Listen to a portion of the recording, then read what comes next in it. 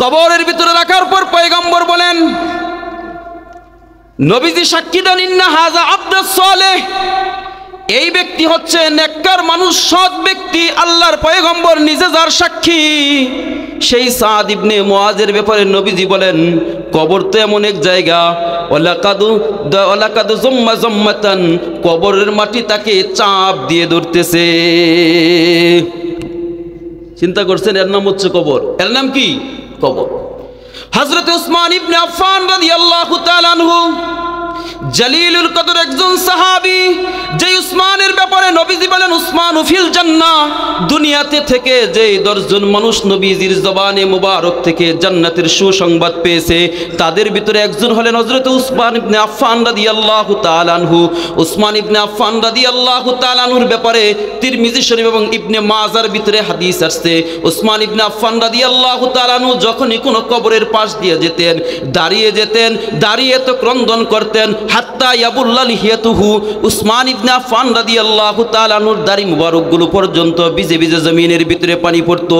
তার সাথীরা বলেন যে, আপনার কাছে জান্নাতের আলোচনা করা হয়, আপনি জান্নাত স্মরণ করেন, জাহান্নাম স্মরণ করেন, কিন্তু জান্নাত জাহান্নামের আলোচনায় এত কাঁদেন না, কবর দেখলে আপনি যেই পরিমাণ কাঁদেন, কারণ কি? হযরত উসমান ইবনে আফফান রাদিয়াল্লাহু তাআলা আনহু বলেন, হে আমার সাথীরা, আমি পয়গম্বর আরবি সাল্লাল্লাহু আলাইহি ওয়াসাল্লামের জবানে মুবারক থেকে শ্রবণ করেছি, নবীজি বলেছেন, কবর হচ্ছে ইন্না আউয়ালাল মানজিলি মিন মানাজিলিল আখিরাহ, আখিরাতের সর্বপ্রথম ঘাঁটি। যেই ব্যক্তি কবরের ভিতরে নাজাত পাবে, ফামা বাদাহু আইসারু মিন, পরবর্তী ঘাঁটিগুলো তার জন্য সহজ হয়ে যাবে। কেউ যদি কবরের ভিতরে একবার ধরা খেয়ে যায়, ফামা বাদাহু আসাদ্দু মিনহু, পরবর্তী ঘাঁটিগুলো তার জন্য আরো ভয়াবহ আকার ধারণ করবে। তাহলে কবর কি সাধারণ কোনো জিনিস? এজন্য ফেরেশতা নাজিল হয়ে বলবে, আল্লাহ তাখাফু, হে ঈমানদার মুমিন বান্দা, এই তো সামনে তোমাদের যে ঘাঁটি আসতেছে কবর। পয়গম্বর নিজেই বলেন, কবরের থেকে কঠিন, কষ্টদায়ক, ভয়ানক কোনো দৃশ্য আমি নবী দেখিনি। এমন এক কঠিন যে ভয়াবহ অবস্থা তোমার সামনে আসবে। হে ঈমানদার মুমিন বান্দা, আল্লাহ তাখাফু, তোমার এই ব্যাপারে কোনো ভয় নাই, তুমি ভয় পেয়ে যাও না। ওয়ালা তাহজানু, এবং তোমার পিছনে তোমার যে ছোট ছোট সন্তান আছে, তোমার স্ত্রী আছে, দুনিয়াতে তুমি যাদেরকে রেখে যাচ্ছ, এদের ব্যাপারে ওয়ালা তাহজানু, তুমি কোনো চিন্তা করবা না, তোমার বিন্দুমাত্র চিন্তার কোনো কারণ নেই। আল্লাহ পাক রব্বুল আলামিন এদের জিম্মাদারি নিয়ে নিবেন। ওয়া নুমিনু বিহি ওয়া নাতাওয়াক্কালু আলাইহি ওয়া নাউযু বিল্লাহি মিন শুরুরি আনফুসিনা ওয়া মিন সাইয়্যাতি আমালিনা। মান ইয়াহদিল্লাহু ফালা মুদিল্লা লাহু ওয়া মান ইউদ্লিল ফালা হাদিয়া লাহু। ونشهد أن لا إله إلا الله وحده لا شريك له الذي لا ضد له ولا ند له ولا حد له ولا كفو له ولا مثل له ولا مثيل له. ونشهد أن سيدنا وسندنا وحبيبنا وطبيبنا وطبيب قلوبنا ومولانا وأولانا محمدا عبده ورسوله صلى الله تعالى عليه وعلى آله وأصحابه وبارك وسلم. أما بعد، فأعوذ بالله من الشيطان الرجيم. بسم الله الرحمن الرحيم.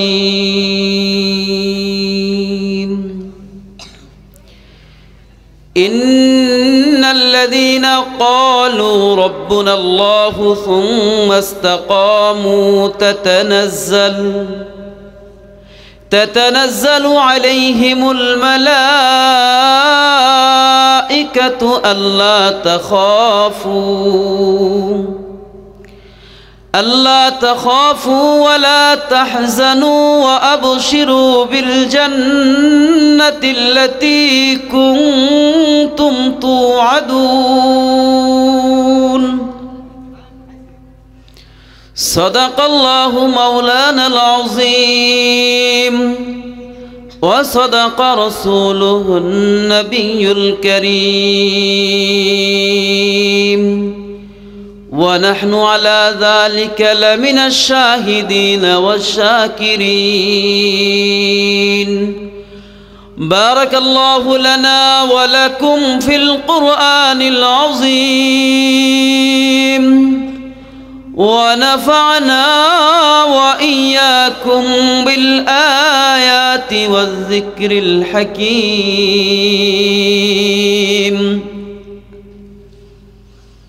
মহতি জলসার পরম শ্রদ্ধেয় সভাপতি হযরত উলামায়ে কেরাম, সামনে ভূমিষ্ঠ দ্বীনী ভাইয়েরা, আমরা মহান মাওলায়ে করিমের দরবারে কালিমাতুশ শুকর আদায় করব যে মহান মালিক আপনাকে আমাকে এই গভীর রজনী পর্যন্ত উলামায়ে কেরামের সোহবতে কোরআন এবং সুন্নাহর মাহফিলে গুনাহ মাফের এক বরকতি মজলিসে আসার বসার, কোরআন এবং সুন্নাহর কিছু কথা বলা এবং শোনার মতো তৌফিক দান করলেন। আমরা সকলেই কালিমাতুশ শুকর আদায় করি আলহামদুলিল্লাহ। সম্মানিত উপস্থিতি, আমি আপনাদের খেদমতে কুরআনুল করিমের 24 নম্বর পারার 41 নম্বর সিরিয়ালের সূরা হামিম আস-সিজদার 30 নম্বর আয়াতে কারিমা তিলাওয়াত করেছি। তিলাওয়াতকৃত আয়াতের ভিতরে আল্লাহ পাক রব্বুল আলামিন তিলাওয়াতকৃত আয়াতের প্রথম অংশে 2 শব্দের ভিতরে গোটা শরীয়তের বিধি বিধান, ঈমান, আকায়েদ, আহকাম সব কিছুকে রব্বে করিম ঢুকিয়ে দিয়েছেন। সুবহানাল্লাহ বলি। তো সংক্ষিপ্ত আকারে আল্লাহ পাক রব্বুল আলামিন যদি তৌফিক দান করেন তাহলে চেষ্টা করব, যেহেতু আয়াতের শুরুর অংশে আল্লাহ পাক রব্বুল আলামিন গুরুত্বপূর্ণ দিক নির্দেশনা প্রদান করেছেন, আল্লাহ পাক রব্বুল আলামিন যেন এই আয়াতের আলোকে হযরত মুফাসসিরিনে কেরাম এবং মুহাদ্দিসিনে কেরাম হাদিসের মাধ্যমে এবং মুফাসসিরিনে কেরাম তাফসিরের ভিত্তিতে যে দিক নির্দেশনা প্রদান করেছে, আল্লাহ পাক যেন আপনারা দোয়া করেন বক্তার মুখ থেকে এমন কিছু কথা বের করে দেন যেই কথাগুলো আউয়ালান সর্বপ্রথম বক্তা নিজে এবং শ্রোতা সকলের জন্য পাথেয় হয়। সবাই বলে আল্লাহুম্মা আমিন। মুহতারাম হাজিরিন, আল্লাহ পাক রব্বুল আলামিন তিলাওয়াতকৃত আয়াতে কি বলেন? ইন্নাল্লাযীনা ক্বালু রাব্বুনাল্লাহ সুম্মা ইসতাকামু তাতানাজ্জালু আলাইহিমুল মালায়েকা।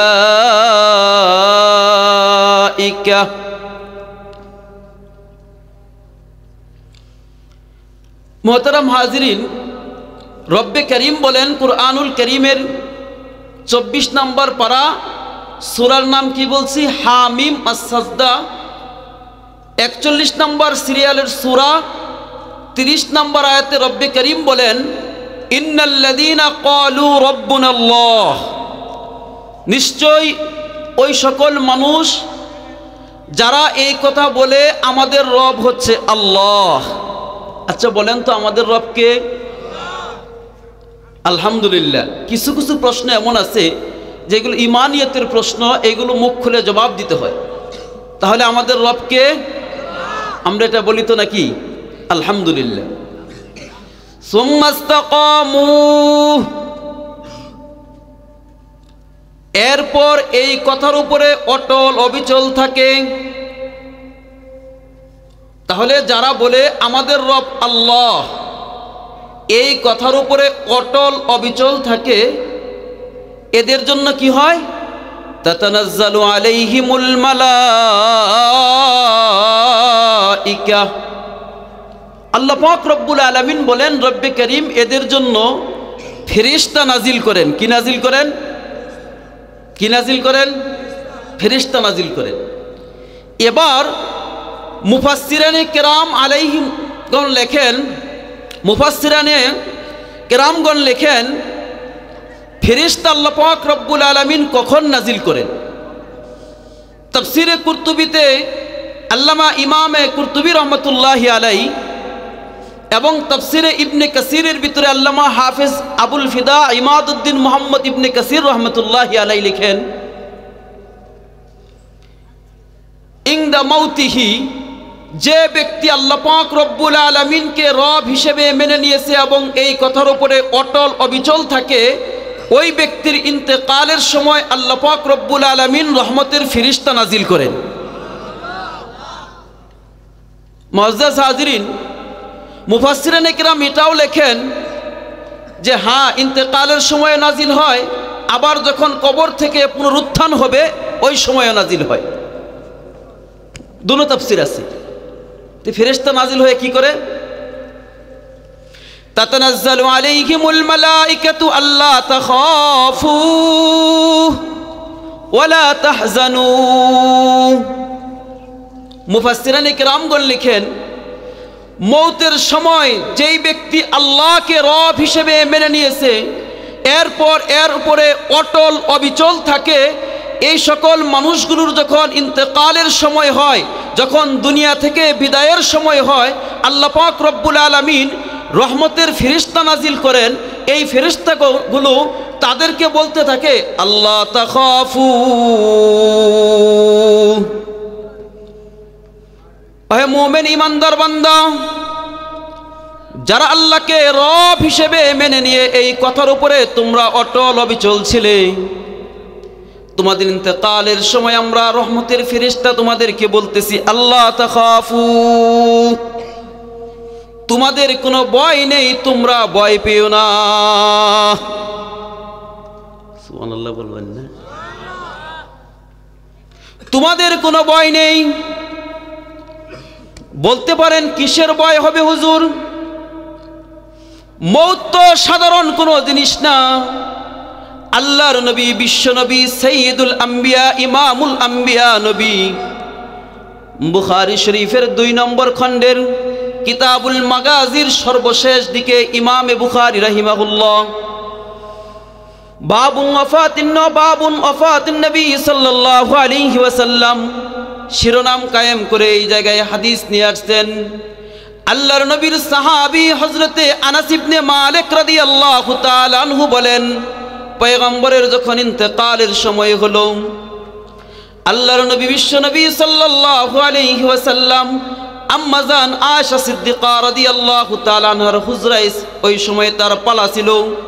পয়গম্বর বিশ্ব নবী সাল্লাল্লাহু আলাইহি ওয়াসাল্লাম আম্মা জান আয়েশা সিদ্দিকা রাদিয়াল্লাহু তাআলা আনহা বলেন, বুখারী শরীফের ভিতরে হাদিস আসছে, আম্মা জান আয়েশা সিদ্দিকা রাদিয়াল্লাহু তাআলা আনহা বলেন, নবীজি যেই জায়গায় শোয়া, পাশে একটা গামলা ছিল, একটা পেয়ালা ছিল, পেয়ালার ভিতরে পানি ছিল।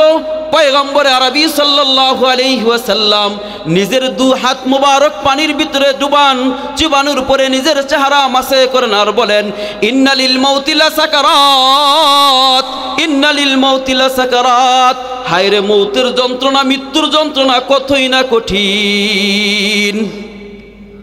কার মিয়া? এটা কার কথা বলতেছি?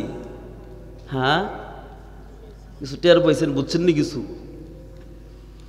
সমস্ত নবীদের সরদার ইমামুল আম্বিয়া নবী মুহাম্মদুর রাসূলুল্লাহ সাল্লাল্লাহু আলাইহি ওয়াসাল্লাম এই দৃশ্য দেখে আনাস ইবনে মালিক রাদিয়াল্লাহু তাআলা আনহুর ওই riwayatকৃত হাদিসের ভিতরে পাওয়া যায়, হযরতে ফাতেমাতুজ জোহরা রাদিয়াল্লাহু তাআলা আনহা কাঁদেন, আয় আমার বাবার কত কষ্ট হইতেছে। পয়গম্বর বলেন, ফাতেমা তুমি কষ্ট নিও না, আজকের পর আর তোমার বাবার জন্য কোনো কষ্ট থাকবে না। পয়গম্বর সাল্লাল্লাহু আলাইহি ওয়াসাল্লামের যদি মৌতের সময় এই কষ্ট হতে পারে, আমি আর আপনি মিয়া কোন পর্যায়ে আছি, ঈমানের কি অবস্থা, আমলের কি অবস্থা।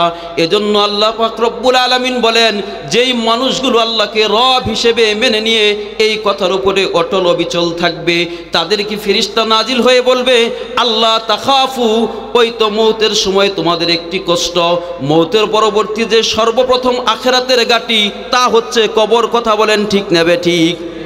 কবর না, কবর কত কঠিন ভয়াবহ এক স্থান। পয়গম্বর বিশ্বনবী বলেন, নবীজির একজন সাহাবী ছিল যার নাম হলো হযরতে সাদ ইবনে মুআজ। কি নাম বলছি? সাদ ইবনে মুআজ। মুখ খুলে কথা বলবেন। আজকে তো আমরা অনেক দুনিয়াদারদের অনেক কিছুর নাম জানি, যেগুলো আগেই বলছি সংক্ষিপ্ত আলোচনা হবে, ওইদিকে আর বিস্তারিত বলতেছি না।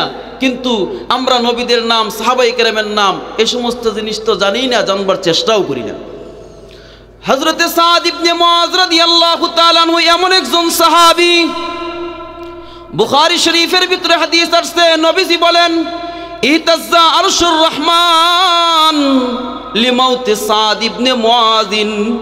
পয়গম্বর বলেন, আমার সাহাবীরা, আমার সাহাবী সাদ ইবনে মুআজের ইন্তেকাল হয়েছে, কিন্তু সাদ ইবনে মুআজের ইন্তেকালে আশ্চর্য এক ঘটনা ঘটেছে। ইহতাজ্জা আরশুর রহমান, আমার সাহাবী সাদ ইবনে মুআজের মৃত্যুতে মালিকের আরশ পর্যন্ত কেঁপে উঠেছে।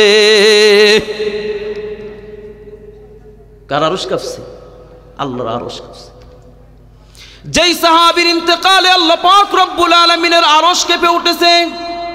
বুখারী শরীফের ভিতরে হাদিস আসছে, নবীজি একদিন বলেন, আমার এই সাদ ইবনে মুআজ এমন একজন সাহাবী, লামিন দিলু লিসাদ ইবনে মুআজিন ফিল জান্নাতি খায়রুম মিনাদ দুনিয়া ওয়া মা ফিহা। আমার সাদের জন্য আল্লাহ পাক রব্বুল আলামিন জান্নাতের ভিতরে তার হাত মুছার জন্য, মুখ মুছার জন্য যে রুমাল বরাদ্দ করে রেখেছেন, পয়গম্বর বলেন সাদের ওই রুমালটার মূল্য দুনিয়া এবং দুনিয়ার মধ্যে যা কিছু আছে তার থেকে বহুগুণে বেশি।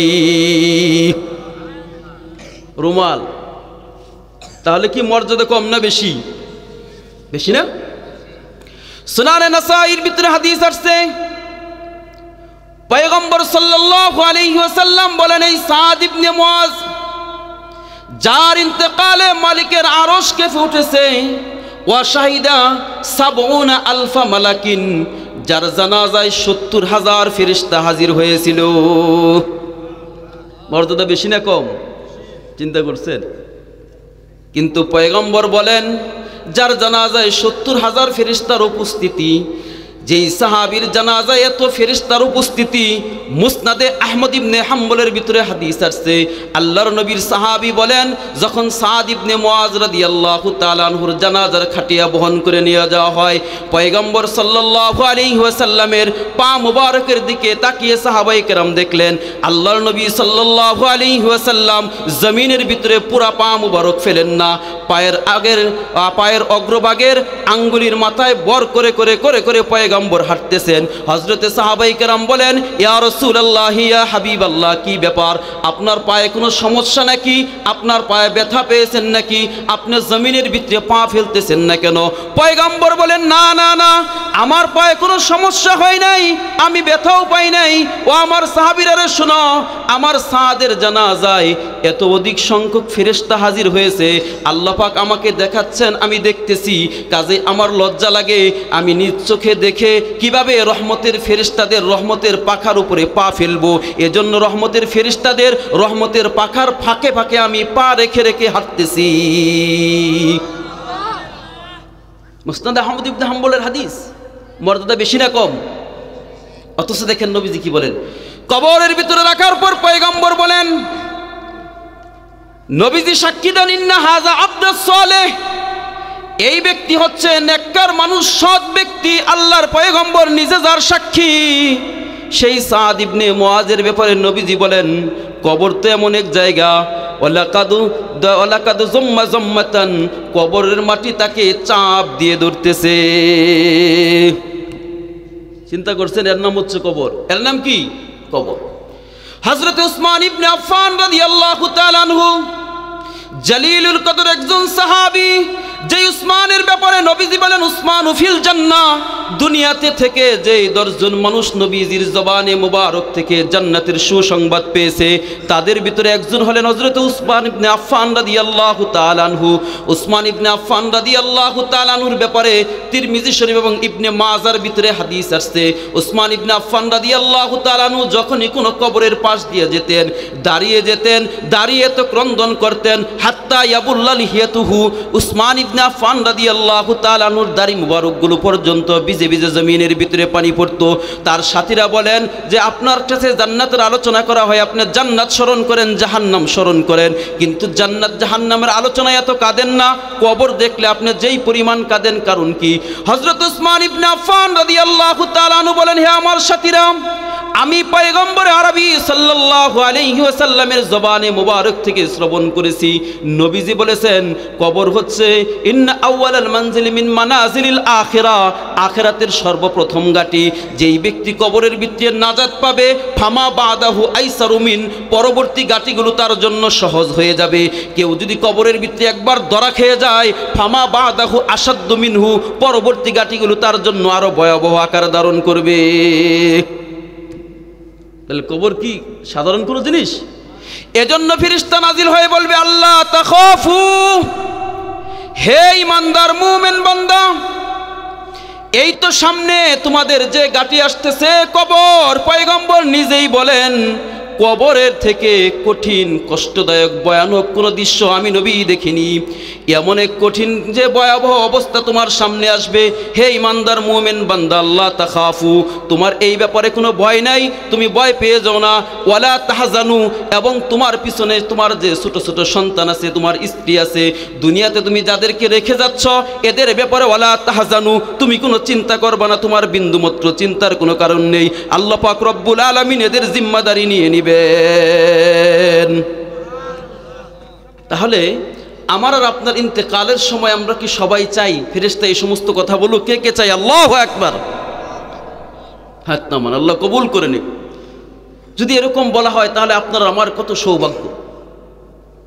আল্লাহ তাখাফু ওয়ালা তাহজানু ওয়া আবশিরু বিল জান্নাতিল্লাতী কুনতুম তুআদুন। আল্লাহ পাক রব্বুল আলামিনের পক্ষ থেকে ফেরেশতাগণ বলবেন, ওহে বান্দা, তুমি ওই জান্নাতের সুসংবাদ গ্রহণ করো, যেই জান্নাতের সুসংবাদ, যেই জান্নাতের ওয়াদা তোমাদেরকে আল্লাহ পাক রব্বুল আলামিন দিয়েছিলেন, কোরআনে তোমরা পেয়েছো, নবীজি সুন্নাহর মাধ্যমে তোমাদেরকে জানিয়েছে। এই দৃশ্য দেখাতে থাকবে আর ঈমানদার মুমিন ব্যক্তির রূহ আর জান কবজ করে নিয়ে যাবে।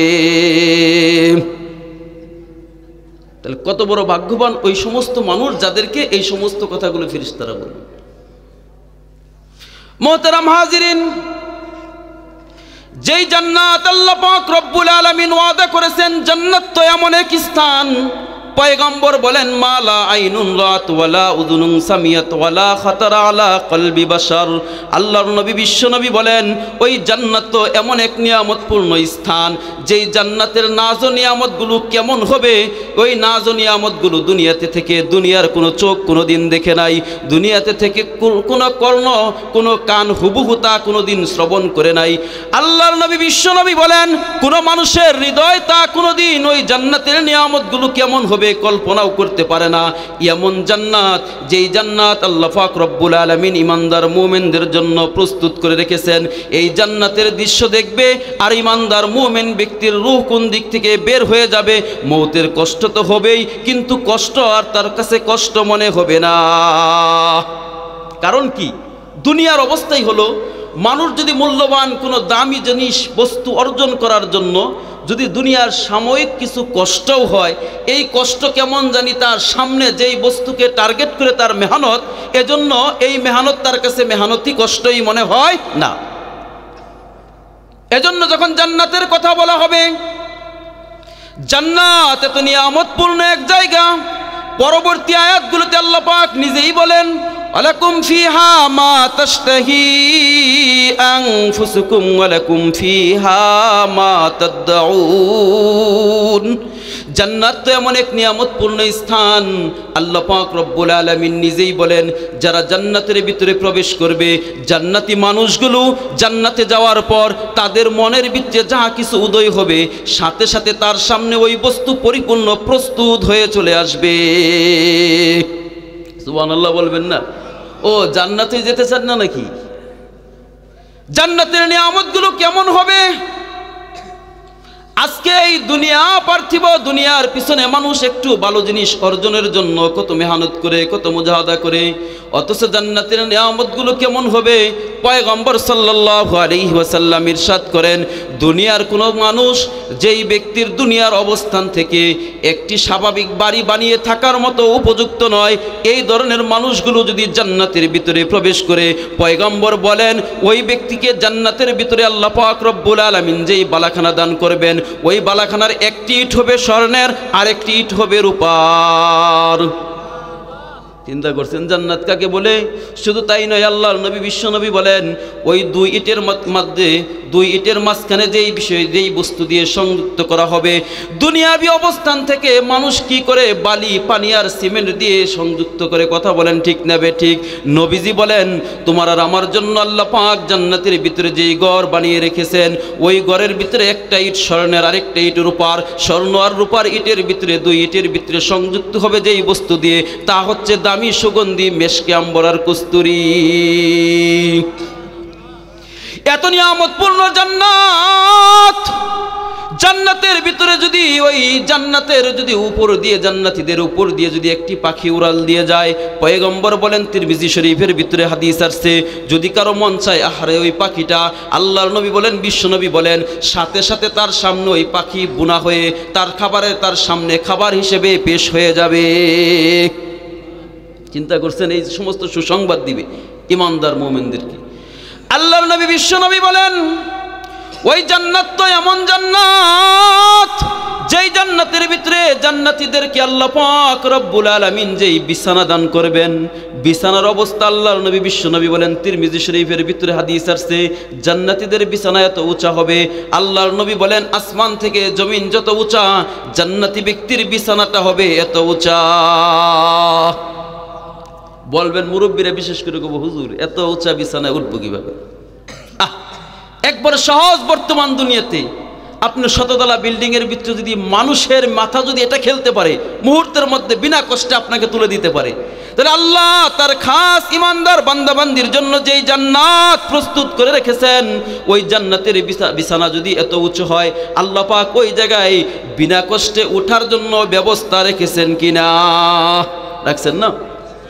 তাহলে ইমানদার মুমিনদেরকে বলা হবে আল্লাহ তাখাফু ওয়ালা তাহজানু ওয়াবশিরু বিল জান্নাতিল্লাতী কুনতুম তুআদুন। ওই জান্নাতের সুসংবাদ গ্রহণ করো, যেই জান্নাতের সুসংবাদ তোমাদেরকে দুনিয়াতে দেওয়া হয়েছে, যেই জান্নাতের ওয়াদা তোমাদেরকে দেওয়া হয়েছে, ওই জান্নাতের দৃশ্য দেখবে ইমানদার মুমিন। আল্লাহর নবী বিশ্বনবী সাল্লাল্লাহু আলাইহি ওয়াসাল্লাম হাদিসে পাকের ভিতরে আসছে, নবীজি বলেন ইমানদার মুমিনের যখন ইন্তেকালের সময় আসবে, তখন আজরাইল আলাইহিস সালামের সাথে রহমতের ফেরেশতাগুলো সেই পবিত্র সুগন্ধি রুমাল নিয়ে হাজির হয়ে ডাক দিবে, ইয়া আইয়াতুহান নাফসুল মুতমাইন্না উখরুজি, হে প্রশান্ত হৃদয় আত্মার অধিকারী মানুষগুলো, উখরুজি বের হয়ে আসো, বের হয়ে আসো। আল্লাহর নবী বিশ্বনবী বলেন ইমানদার মুমিনের রূহ যখন বের হয়ে আসবে, ইমানদার মুমিনের রূহ বের হওয়ার পর হযরতে আজরাইল আলাইহিস সালাতু ওয়াস সালাম এই রূহটাকে নিয়ে উপরের দিকে উঠতে থাকবে। দুনিয়ার প্রথম আসমানে যখন নক করা হবে, প্রথম আসমানের ফেরেশতারা বলবে কে তুমি?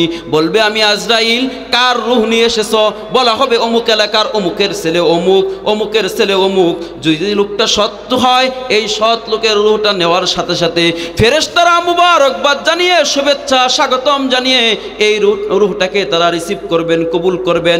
এরপরে দ্বিতীয় আসমান, এরপরে তৃতীয় আসমান, এমন করতে করতে 7 আসমানের উপরে ইল্লিয়িন নামক যে স্থান আছে, মুমিনদের রূহ ওই জায়গায় চলে যাবে। মুহতারাম হাজিরিন, এজন্য আল্লাহ পাক রব্বুল আলামিন তিলাওয়াতকৃত আয়াতের ভিতরে এই নাজ নিয়ামতগুলো দেওয়া হবে শুধুমাত্র 2 শর্তে। কয় শর্তে? কথা বলেন কয় শর্তে? এক নাম্বার, ইন্নাল্লাযীনা ক্বালু রাব্বুনাল্লাহ, যারা এই কথা বলবে আমাদের রব আল্লাহ।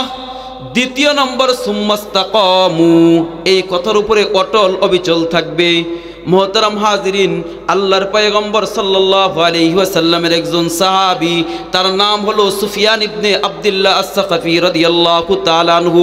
মুসলিম শরীফের ভিতরে হাদিস আসছে, আল্লাহর নবীকে একদিন ডাক দিয়ে বলে, ইয়া রাসূলুল্লাহ, ইয়া হাবিবাল্লাহ, ইসলামের ব্যাপারে আপনি আমাকে এমন একটি বিষয় বলে দিন যেই ব্যাপারে আপনার পরে আমি আর কারো কাছে জিজ্ঞাসা করব না। এমন একটি কথা বলেন ইয়া রাসূলুল্লাহ, ইসলামের ব্যাপারে যে আপনার পরে আর কারো কাছে জিজ্ঞাসা করার কোনো প্রয়োজন পড়বে না। নবীজি বললেন, কুল আমানতু বিল্লাহ সুম্মাস্তাকিম, হে সাহাবী তুমি বলো আমি আল্লাহর উপরে ঈমান আনলাম, এরপরে এই কথার উপরে অটল অবিচল থাকবে। তাহলে আয়াতের ভিতরে যা ছিল হাদিসের ভিতরে কি তাই না? আয়াতের ভিতরে এই কথা বলে যারা আল্লাহ আমাদের রব, আল্লাহকে রব হিসেবে মেনে নেয়, এই কথার উপর অটল অবিচল থাকে। নবীজিকে সাহাবী প্রশ্ন করেছে, ইসলামের ব্যাপারে আমাকে এমন একটি কথা বলে দিন যে ব্যাপারে আমি আপনার পরে অথবা অন্য কারো কাছে আর আমার জিজ্ঞাসা করার কোনো প্রয়োজন পড়বে না। নবীজি বললেন, তুমি বলো আমানতু বিল্লাহ সুম্মাস্তাকিম, অতঃপর এই কথার উপরে অটল অবিচল থাকো। মুহাক্কিক উলামায়ে কেরাম, মুহাদ্দিসিনে কেরাম লেখেন, এই দুই কথার ভিতরে নবীজি সাল্লাল্লাহু আলাইহি ওয়াসাল্লাম গোটা ইসলামী শরীয়তকে নিয়ে এসেছেন এইভাবে। আমানতু বিল্লাহর ভিতরে ঈমানের যত বিষয় আছে সব কিছু এখানে প্রবেশ করিয়েছেন। সুম্মাস্তাকিমের ভিতরে আমলের যত দিক আছে সর্বদিক সব কিছু এই কথার ভিতরে ঢুকিয়ে দিয়েছেন। এজন্যই তো এই কথার ওজন এত বেশি। কিয়ামত এমন এক জিনিস, হযরতে আবু বকর সিদ্দিক রাদিয়াল্লাহু তাআলা আনহুর নাম আপনারা শুনেছেন কিনা কথা বলেন? শুনছেন না? আবু বকর সিদ্দিক রাদিয়াল্লাহু তাআলা আনহু বয়সে পয়গম্বরে আরবি সাল্লাল্লাহু আলাইহি ওয়াসাল্লামের থেকে 2 বছরের ছোট, একই বংশের মানুষ। ছোটবেলা থেকে একবারেই ছোট থেকে নিয়ে ইন্তেকালের পর পর্যন্ত, ইন্তেকালের পর নয়, কিয়ামতের ময়দানেও পুনরুত্থান, কিয়ামতের ময়দানে পুনরুত্থান নয়, হাউজে কাউসার পর্যন্ত এবং কি জান্নাত পর্যন্ত যেই দুই সাথী পাশাপাশি থাকবেন, নবীজির যেই সাথী তার নাম হচ্ছে হযরতে আবু বকর সিদ্দিক রাদিয়াল্লাহু তাআলা আনহু। ঠিক আছে না? আবু বকর সিদ্দিক রাদিয়াল্লাহু তাআলা আনহু একদিন নবীজিকে বললেন, ইয়া রাসূলুল্লাহ, ইয়া হাবিবাল্লাহ, কাদ শিবতা, ইয়া রাসূলুল্লাহ, ইয়া হাবিবাল্লাহ, আপনি তো বুড়া হয়ে গিয়েছেন। কি হয়ে গেছে? আবু বকর সিদ্দিক রাদিয়াল্লাহু কি বললেন? তিরমিজি শরীফের হাদিস, কাদ শিবতা, আপনি বুড়া হয়ে গেছেন। মানে ওই নবীজির ইন্তেকালের আগে 20-25টা চুল মোবারক, দাড়ি মোবারক সব মিলে এরকম শুভ্র হয়েছিল, সাদা হয়েছিল, এই জন্য বলছেন। আবু বকর সিদ্দিক রাদিয়াল্লাহু তাআলা বলার পরে নবীজি কি বলেন? শাইয়াবাতনিল হুদ, শাইয়াবাতনিল হুদ ওয়াল মুরসালাত ওয়া আম্মা ইয়াতাসাআলুন ওয়া ইযাস সামাউ শাক্কাত ওয়াল ওয়াকিয়াত আও কামা ক্বালা আলাইহিস সালাতু ওয়াস সালাম। নবীজি বলেন, আবু বকর আমি বুড়া হই নাই। সূরা হুদ, সূরা মুরসালাত, সূরা আম্মা ইয়াতাসাআলুন, ইযাস সামাউ শাক্কাত এবং সূরা মুরসালাত, এই সূরাগুলো আমাকে বুড়া বানিয়ে দিয়েছে। বুঝছেন কিছু? নবী বলেন, আমি তো বুড়া হই নাই। নবীজি 5টি সূরার নাম বললেন, এই সূরাগুলো আমাকে বুড়া বানিয়েছে। কারণ কি আপনারাও জানেন, বয়সের কারণে মানুষের চুল দাড়ি পাকে না। অনেক মানুষের বয়স দেখবেন 14, 15, 16, অথচ মাথার চুল অনেকগুলো পাকা আছে কি নাই। আবার অনেক মানুষের বয়স 50-এর কাছাকাছি, তালাশ করলে হয়তো 2-1টা পাওয়া যাবে, এমন আছে কি নাই। পয়গম্বর বলেন, মূলত চুল দাড়ি পাকে চিন্তার কারণে, টেনশনের কারণে, পেরেশানির কারণে। পয়গম্বর বলেন, আবু বকর আমার চুল দাড়ি পেকেছে সূরা হুদের কারণে। কারণ কি? সূরা হুদের ওই অংশ, ফাস্তাকিম কামা উমিরতা, আল্লাহ তার নবীকে বলেছেন, হে পয়গম্বর আমি আপনাকে যেইভাবে নির্দেশ করেছি আমার নির্দিষ্ট পথের উপরে আপনি অটল অবিচল থাকুন, এই অংশটুকু আমাকে বুড়া বানিয়ে দিয়েছে। জীবনে তো বহু ওয়াজ শুনছেন, এই যে একটা তেলাওয়াত করছি এটা কিন্তু ওয়াজের জায়গা, বহু বক্তারা তেলাওয়াত করে ওয়াজ করে, তো দেখেন আজকে খেয়াল করে এখানে শিক্ষাটা কি? গোটা ইসলাম এখানে। সুম্মাস্তাকামু, অটল অবিচল এমন এক জিনিস নবীজি বলেন আমাকে বুড়া বানিয়ে দিয়েছে। এমন এক জিনিস আল্লামা তিবি রহমতুল্লাহি আলাইহি লিখেন, ইস্তিকামত কাকে বলা হয়? হিয়াল ইতিয়ানু লিজামিল আওয়ামিরি ওয়াল ইনতিহাউ আন জামিল মানাহি। আল্লাহর নবী, বিশ্ব নবী দ্বীন হিসেবে, শরীয়ত হিসেবে যা কিছু নিয়ে এসেছেন তার ভিতরে আমল করার নির্দেশিত যেই বিষয়গুলো রয়েছে এইগুলোকে পালন করা, বর্জনীয় যেই বিষয়গুলো রয়েছে এইগুলো থেকে বিরত থাকা, এর নাম হচ্ছে ইস্তেকামাত। আর এই ইস্তেকামাত যে থাকবে, পরিপূর্ণ ইস্তেকামাত যে থাকবে, কিছু মনচাহি ইসলাম, যা আমার সুবিধা মানলে তা মানবো, যেখানে আমার সুবিধা না সেখানে মানবো না, এটার নাম ইস্তেকামত নয়, এটার নাম ইস্তেকামত নয়। ইস্তেকামত হচ্ছে আমানতু বিল্লাহ বলার পরে আল্লাহর উপরে ঈমান আনয়নের ভিতরে সহি আকীদা, আল্লাহ সম্পর্কে কি ধরনের আকীদা বিশ্বাস রাখার দরকার, ফেরেশতা সম্পর্কে যেমন আকীদা বিশ্বাস রাখার দরকার, পুলসিরাত সম্পর্কে যেমন আকীদা বিশ্বাস রাখার দরকার, কিতাবগুলোর ব্যাপারে যেমন আকীদা বিশ্বাস রাখার দরকার, আম্বিয়া আলাইহিমুস সালাতু ওয়াস সালামদের ব্যাপারে যেমন আকীদা বিশ্বাস রাখার দরকার, কিয়ামতের ব্যাপারে যেমন আকীদা বিশ্বাস রাখার দরকার, বিশুদ্ধ আকীদা, বিশুদ্ধ আকীদার পরে সমস্ত নির্দেশিত বস্তুগুলো পালন এবং বর্জনীয় বস্তুগুলো বর্জন করার নাম হচ্ছে ইস্তেকামত। এই ধরনের ইস্তেকামত এত কঠিন বিষয়, হযরতে সুফিয়ানে কেরাম বলেন আল ইস্তিকামাতু খায়রুম মিন আলফি কারামাতিন। সুফিয়ানে কেরাম বুজুর্গানে দিন বলেন ইস্তিকামত এমন এক শব্দ, বুজুর্গানে দিনের কারামত দেখায় এরকম হাজার কারামত থেকে ইস্তিকামত উত্তম জিনিস। যেই ব্যক্তি ইস্তিকামত থাকবে, অটল অবিচল থাকবে, ওই ব্যক্তির জন্য আল্লাহ পাক রব্বুল আলামিন দুনিয়া এবং আখিরাতের যত কল্যাণ আর যত সফলতা আল্লাহ পাক রব্বুল আলামিন ওই ব্যক্তির জন্য রেখেছেন। দলিল কি? এই ঈমান এবং আমলের উপরে সব থেকে বেশি ইস্তেকামত ছিলেন আমাদের নবী। কথা বলেন, নবীর চেয়ে বেশি কেউ ঈমান আমলের উপরে ইস্তেকামত ছিল? অথচ নবীজি সাল্লাল্লাহু আলাইহি ওয়াসাল্লামকে আল্লাহ পাক দুনিয়ার শান এবং মান কিছুই কম দেয় নাই। এত ইজ্জত আর এত সম্মান আমার নবীকে আল্লাহ পাক রব্বুল আলামিন দিয়েছেন, এত সুন্দর চরিত্র দিয়েছেন, যেই চরিত্র এবং যেই ইজ্জত সম্মান আজকে নবীজি দুনিয়া থেকে ইন্তেকালের 1450-1500 বছর পরেও নাস্তিকবাদে নবীজির যারা ওই সময়ে যেই কমগুলো, গোষ্ঠীগুলো, যেই জাতিগুলো জানের দুশ্মন ছিল, জানের শত্রু ছিল, তারাও যদি দুনিয়ার মহামানবদের, দুনিয়ার সফল মানুষের জীবনী লিখতে যায়, ওই সফল মানুষের জীবনীর ভিতরে কলম সর্বপ্রথম যেই ব্যক্তির নামে ধরে ওই ব্যক্তির নাম হলো মুহাম্মাদুর রাসূলুল্লাহ সাল্লাল্লাহু আলাইহি ওয়াসাল্লাম। কি ভাবছেন এই সফলতা কি এমনিতেই? আমি মাঝে মাঝে এই দৈনিক পত্রিকাতে দেখি অমুসলিম বড় বড় বড় বড় গবেষক বিশ্বের, তারাও বিভিন্ন কথায় বিভিন্ন দলিল স্বরূপ নবীজির বক্তব্যের উদ্ধৃতি তারা প্রদান করে। সব থেকে বেশি ইস্তেকামত ছিল আমার নবী, আপনার নবী। এজন্য আল্লাহ পাক রব্বুল আলামিন দুনিয়াবী অবস্থান থেকে রাজ্য ক্ষমতা পর্যন্ত নবীর হাতে এসেছিল কি এসেছিল না? কথা বলেন। মদিনায় ইসলামী রাষ্ট্র কায়েম করেন নাই? যেই ব্যক্তি ইস্তেকামত ছিল নবীজির পরে সব থেকে বেশি আবু বকর সিদ্দিক রাদিয়াল্লাহু তাআলা আনহু। বাদশা ছিলেন কি ছিলেন না?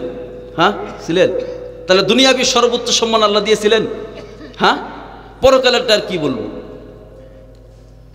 এরপরে হযরত ওমর ফারুক রাদিয়াল্লাহু তাআলা আনহু, ওমর ফারুক রাদিয়াল্লাহু তাআলা আনহুর শাসন এরিয়া ছিল 2.25 কোটি বর্গ মাইল।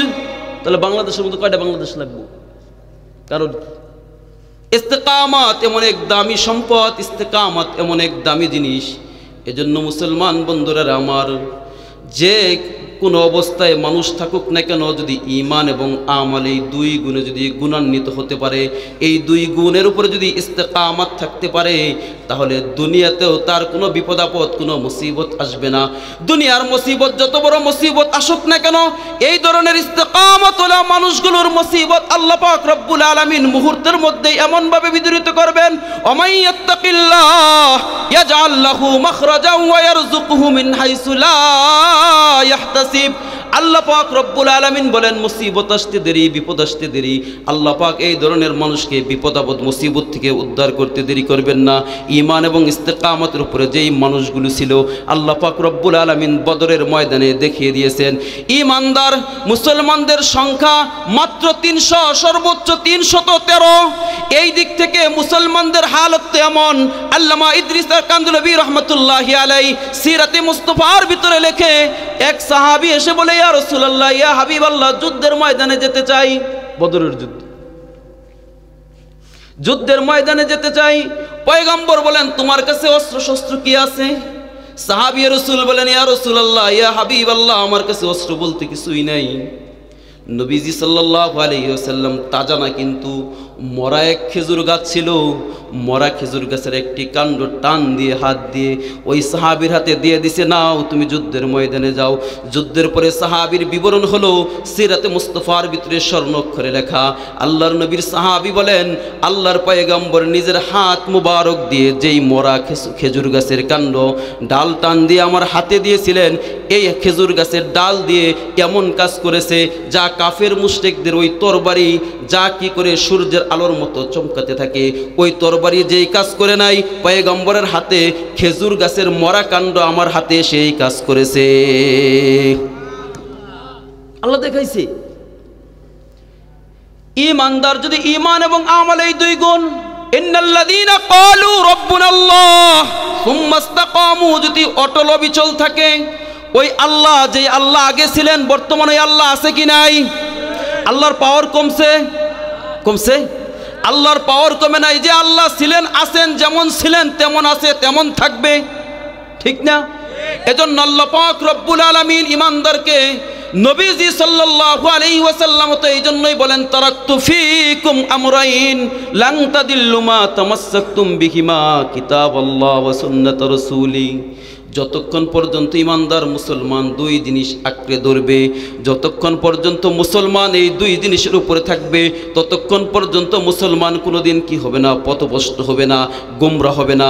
বাতিলের সামনে মুসলমানদের কোনোদিন মাথা নত করতে হবে না। আল ইসলামু ইয়ালু ওয়ালা ইউলা আলাই, ইসলাম যেন সকলের উপরে উত্তীর্ণ, সকলের উপরে, সব ধর্মের উপরে যেমন ইসলামের মর্যাদা ছিল আছে আল্লাহ পাক রব্বুল আলামিন, ঠিক মুসলমানদের মর্যাদাও ইসলামের কারণে তেমন রাখবেন।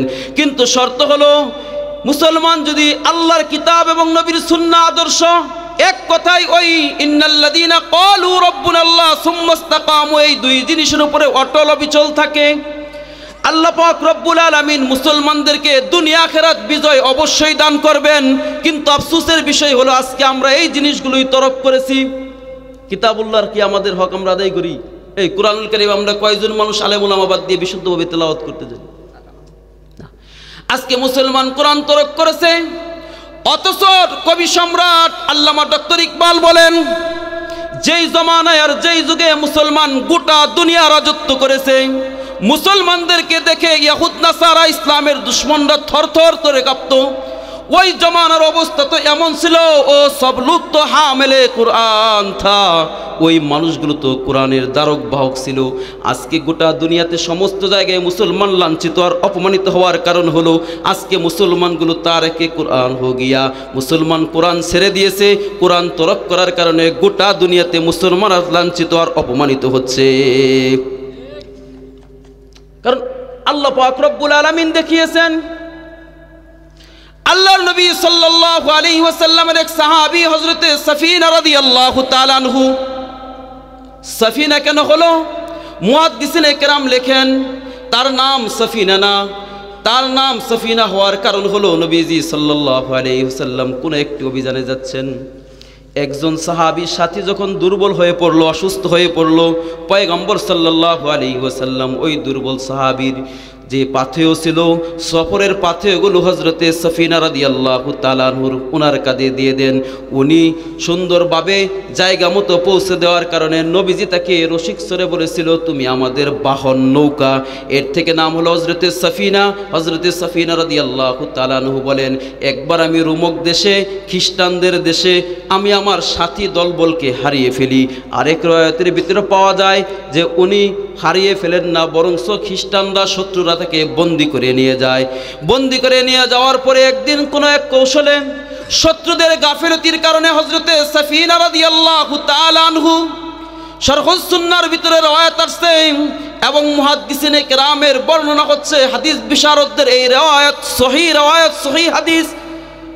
হযরতে সাফিনা রাদিয়াল্লাহু তাআলা আনহু বলেন, যখন আমি সেখান থেকে বন্দিশালা থেকে বের হয়ে রাস্তায় আসলাম, আসার পরে দেখি বিশাল ফাইজা হিয়াল আসাদ, বিশাল এক সিংহ। বিপদ বাড়ল না কমলো?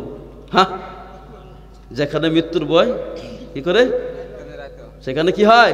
রাত হয়। এমন হয়েছে না? শত্রুর দেশ, শত্রুর সেই বন্দিশালা থেকে মুক্তি হয়ে রাস্তায় এখানেই বাদ।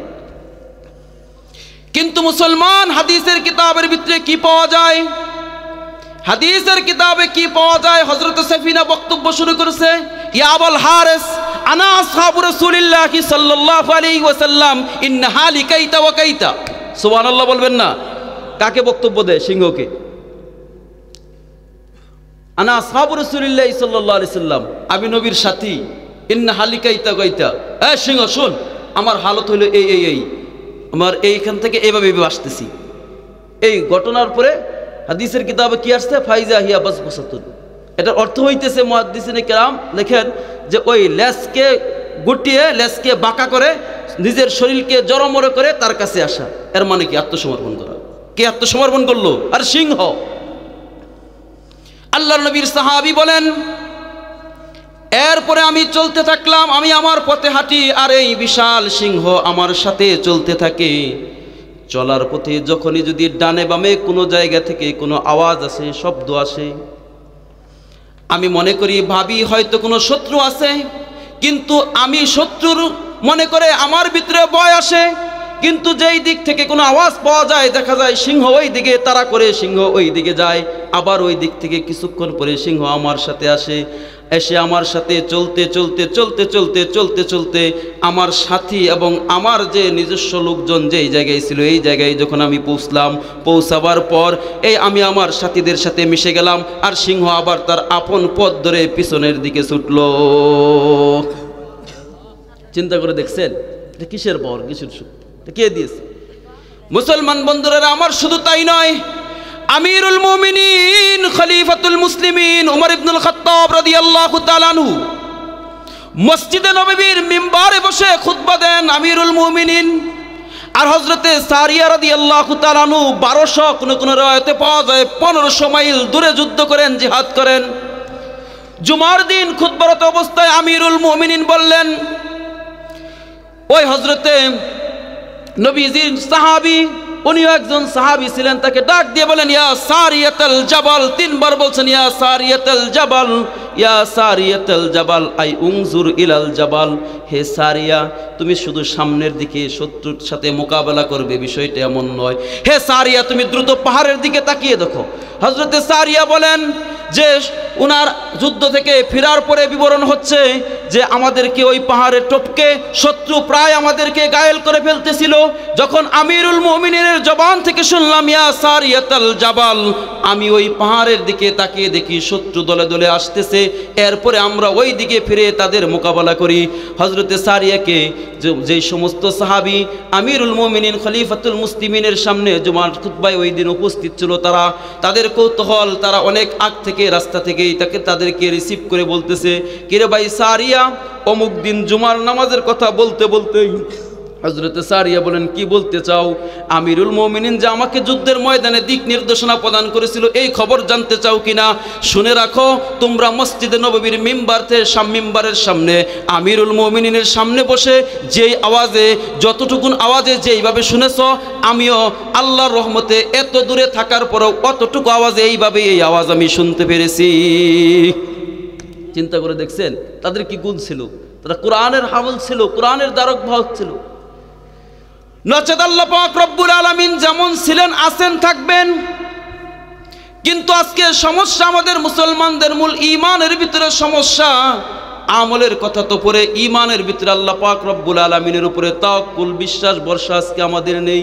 যদি তাওয়াক্কুল আর বিশ্বাস আর ভরসা থাকতো তাহলে আমাদের ইমানের এই কুওয়াত আর ইমানের এই পাওয়ার থাকতো না। আমরা মুখে বলি একটা, মুখে স্বীকার করি একটা, আল্লাহ আমাদের রব, আল্লাহ আমাদের রব। রব মানে বাংলা অর্থ করলে সবাই বলবে প্রভু। রব অর্থ আসলে প্রভু নয়, রব বলা হয় ওনাকে বান্দার যখন যা প্রয়োজন ওই প্রয়োজনের সময় ওই মুহূর্তে উপযুক্ত জিনিস যে দিতে পারে ওনাকে বলা হয় রব। যখন যা দরকার, যখন যে জিনিসের